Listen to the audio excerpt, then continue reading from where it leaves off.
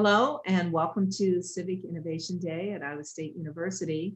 We have the wonderful opportunity to interview David Acker and Tom Brum, who are with the College of Agriculture. They are actively engaged in civic innovation and empowering students and communities to work together, walk together, companion each other in the development of their culture, development of engaged and collaborative learning opportunities, development of educational systems, development of entrepreneurship, and development of agricultural solutions. So this is a really quite a fabulous opportunity. It's one of the major initiatives on our campus. We are fortunate to introduce you to it today. First, I will ask David and Tom to introduce themselves and their roles in the college. David, might you begin? Absolutely. Hello, everyone.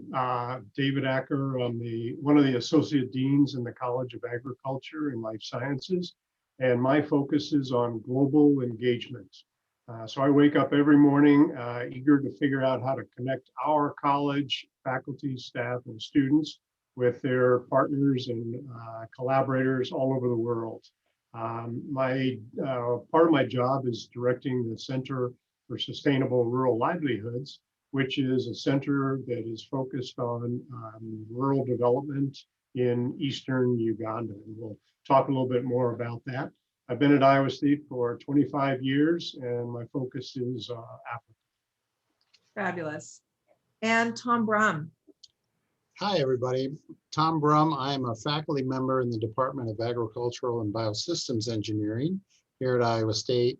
My disciplinary focus is post-harvest technology, everything that happens to the crop, including biomass after it leaves the field. Teaching, research, and service is part of my position responsibility, and that includes work that I'm doing in Uganda with David, both in our service learning program and then implementing water and post-harvest programs in Uganda. That's great. And I've been here not quite as long as David, only 21 years as a faculty member, but I was a graduate PhD student and an undergraduate here. So technically I've got more time here than David does. You know, it's not uncommon that we hear those stories of faculty and staff who decide to continue because their experience at Iowa State is a conversion experience. And in fact, in part, that's because of the types of experiences that you two have built with this Uganda project. Those are for students experiences where they get to make a difference, participate, grow, expand their cultural knowledge, and really think about why they're put here and what they can do here. And I really love it because it is without boundaries, you know. And so I'm wondering if you might talk a little bit, David, why don't we start with you and you can give us a little bit of an overview of what this big project is and how it evolved. Sure. So roughly almost 20 years ago, we were challenged to find a place in the world to put our land grant mission, our agricultural technologies to work to improve the conditions in another and very challenging part of the world. So we selected Uganda as a country that we would work with, partnering with local institutions there. And we have been working as a group of faculty and staff from day one, working with farmers and community members in eastern Uganda. And soon after we got started there, we thought this is an amazing opportunity for students also to participate in a development program and to work alongside their counterparts, that is Ugandan university students who are also studying agriculture and who also want to make a big difference in their own rural areas. So we build these, we brought students into the mix as well, and that is part of a service learning program led by Dr. Gail Nanaki, who is a professor of horticulture and also the faculty coordinator of the Global Resource Systems major, which is an undergraduate major here. So Basically, it's an opportunity for all of us to work alongside our colleagues in Uganda to improve rural conditions, and getting students involved and telling them that they can take some risks, try some innovations has been part of the magic. Yeah. That's just really fabulous. And I just know that we hear students talk about their overseas experiences as really instrumental in changing their mindset, right? And helping them understand their capacity to influence the world that they operate in and learn about what's necessary to do that. Tom, I wonder if you might talk to us a little bit too about your direct engagement and the programs that you work with. I know you've also started a young entrepreneur program there as well. Yeah, so let me talk a little bit about the service learning program first, and then I'll talk about the entrepreneurship program. So the service learning, as David mentioned, we're teaming with university students from Uganda.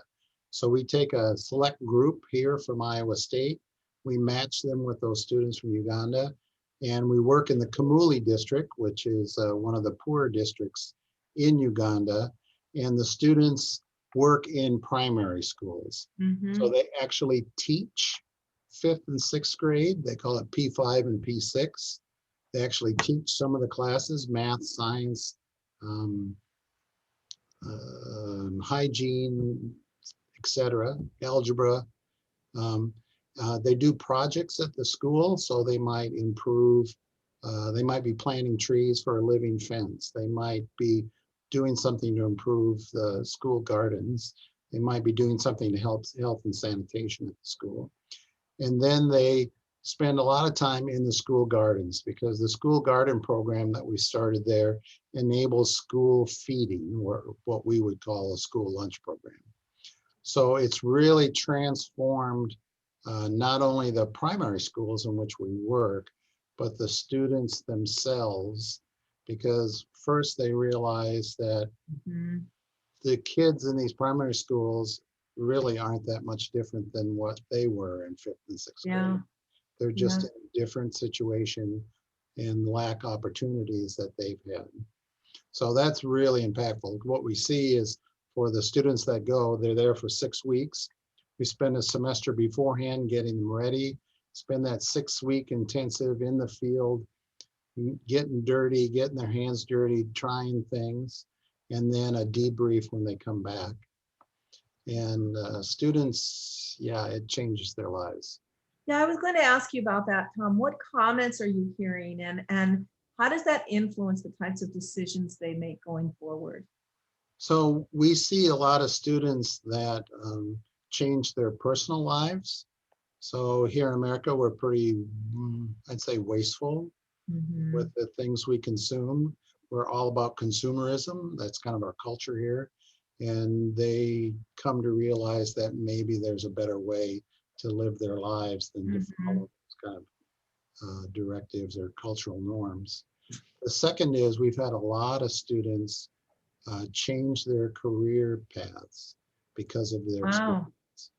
So it might be as much as, taking on the global resources major so that they can build a better foundation for a future career. It might be going to the Peace Corps. It might be totally turning 180 degrees and going in the other direction to a career where they have the opportunity to help people on a daily basis. So it's really life-changing. Very impactful, really impactful. Well, go ahead. I was just going to say quickly, the other program that we started, and I can't claim any responsibility for it, but once they got out of primary school and then get into high school as young adults, nearly all of the people there are going to be involved in agriculture. Right. Or some sort of subsistence living. So we've started a young entrepreneurs program to help these young people understand that they can make a career or business out of agriculture. So we help get them oriented on projects, raising crops, beekeeping, marketing agricultural products, and try to give them some experiences and some foundation so that they can go out on their own and be entrepreneurs and be successful in their environment. Right. Right. So, Tom, when did you start that program, the entrepreneurship program? Probably about 10 years ago, I think, Okay. something And like what kind of results are you seeing with that? Well, the interest by the young adults there in Uganda is phenomenal. Like we can't handle them all. Wow. And we've seen a number of people be successful in starting their own businesses and making um, improvements in their quality of life to take them out of poverty to that next level. Wow. So That's fabulous. it's been fantastic. Yeah. I Very can much give, one of those conversion experiences, right, David? yeah, I can give one specific example. Right. Just recently, the team of young entrepreneurs have banded together and they decided that they're going to work on a hot chili pepper growing program, and it's for export to Europe. So I think it's about 20 of these young entrepreneurs are now working to bulk up their product and get it off the European market. So that's very exciting. Yeah, that's terrific. Yeah, so of course we have our innovation and entrepreneurship focus here at Iowa State. And we have all these students that might not be formally enrolled in the College of Ag, but that are really interested in working with developing countries and in ways where they can engage. How could some of our entrepreneurial and innovative minded students work with you? Where would they enter into a project like this? Yeah, I could start and Tom chime in, but Sure. uh, students who are in the College of Ag and Life Sciences, and then the two majors that are in College of Engineering, but in the Agricultural and Biosystems Engineering department can participate in our service learning program in Uganda. Mhm. It's quite a competitive program, as Tom mentioned. But it seems like every college at Iowa State is stepping up to create these Mhm. opportunities. We know about the Engineers Without Borders, with it includes mostly engineers, but is open to a wide variety of students, which is Right. a terrific aspect of that. We were just in a meeting with the College of Design, where they have these amazing design studios that are working in developing countries. So it seems like every college is coming up with some mechanism to channel the enthusiasm, the creativity of students toward solving real world complex problems that have to do with sustainability. Absolutely. Absolutely. And I can speak to the program in the College of Engineering, Engineers Without Border. It's a student club, and they've been doing work in Ghana, and in particular, Mhm. a particular village where they've constructed a water system for this village that's been very successful. Now they're going to the next project in the village, and this is all student run, student design. They Yes. got the funding. They did everything. Yeah. I know It's that their next project is a medical clinic that they're working yeah, on right now. And we did interview them too. excellent. They are just full of energy and they are looking at the interdisciplinary nature of innovation and entrepreneurship and how they could pull other people in, which I just really love. I mean, that's where we're seeing huge breaks and huge movement. Even on the domestic side, with the College of Human Sciences, they do a Main Street initiative where they have students help remake Main Street businesses and in fulfillment of our land grant institution, especially service to the 99 counties. So we are definitely looking at civic innovation and social innovation as a major initiative as part of our university-wide area of development and areas where students can actively make a difference. So Yeah. I really appreciate your time today. Are there any last comments that you'd like to make? I might like to just mention two specific projects. When students are listening in on a interview like this and we hear the word project, well, what is it? What do they really mean? Right. Well, in short, let me give you two examples. Tom can give another one in grain storage. But when our students go to Uganda, they team up with the Ugandans. So it's a binational team, it's an interdisciplinary team, and they Wow. tackle a problem. So, for example, one of the problems they encountered was not enough protein in the school lunch program. So a group of students worked to develop a poultry house, started a batch of layers so that the eggs could be added to that school lunch program. That's a case where students came up with a problem, they put forward a solution, and that solution had a direct impact on the health and well-being of these young students. Another case, a student found the gardens weren't being irrigated, yet there was all kinds of water coming off the roof and going nowhere. And that student was part of a team that developed a simple irrigation system for Wow. that field. So fantastic stuff. And Tom's group has been doing amazing things with grain storage. Yeah, So we had a group, one of the problems, the way parents pay their school tuition is by bringing maize, what we call corn. And right. the maize is really kind of the foundation of the school feeding program. Well, they would store the maize at the school and it was full of bugs and the rats would get to it, etc. And so they identified that that was an issue. So number one, they made great storage spaces, cleaned everything up. But secondly, they instituted hermetic storage. So if you store grain sealed in a container, all the insects die and preserves the quality. So now at all our schools, we have hermetic grain storage everywhere. And so that the maize that the parents bring in lasts long enough and is in good quality that we can use it in the school feeding program. Wow, I just think that it's just so amazing, the direct impact that we've had in working with this community. And I imagine I might ask you to end, what has that community left our students with in terms of, I know you talked a little bit about influencing, but what are, if you think about the most profoundly impacted student, maybe you might reflect just something that has been invaluable for our students' quality. Well, I think what I appreciate the most is that our students, and I can think of a number of them, not just one, they get a different perspective on the world.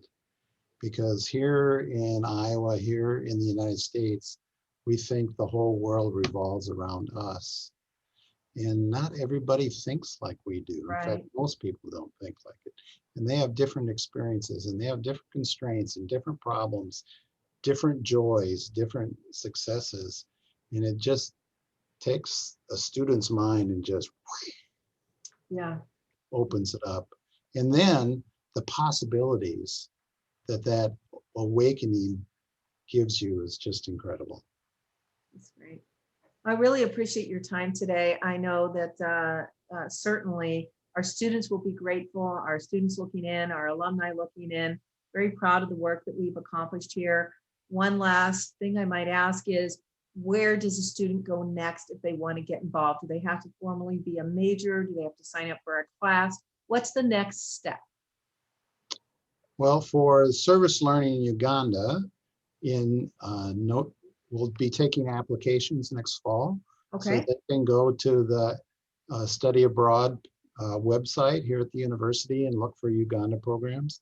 There are also other opportunities. I think now after COVID, we'll get to start this up again, that you can spend a semester studying over there, or you can spend even just a week or 10 days studying over there. Okay. That would be a way that you could get your feet wet, as they say, Yep. and get involved. That's great. David? I just wanted to add that such experiences as the Uganda Service Learning Program and our campus also on St. John in the U.S. Virgin Islands is only possible because we've had donor support. And this has made all the difference. You know, we can do a lot without donor support, but the donor support allows us to do the really cool things like getting Yes. engaged in a situation like Uganda. And as a result, you know, sometimes when a student is thinking about, can I afford to do this, et cetera, this is a very affordable opportunity because the donors know that students need these international exposure opportunities, these international innovation opportunities. and they've come forward and given us gifts to make that happen. So a shout out to all the alumni who have helped us get here. Yeah, really. We found that they've been so excited to join in a new and certainly immersive ways with this, our president's focus on innovative Iowa State. It truly is a verb and an invitation to innovative Iowa State. So we're grateful for that, and thank you for your time today. Oh, you're very welcome. Thank you.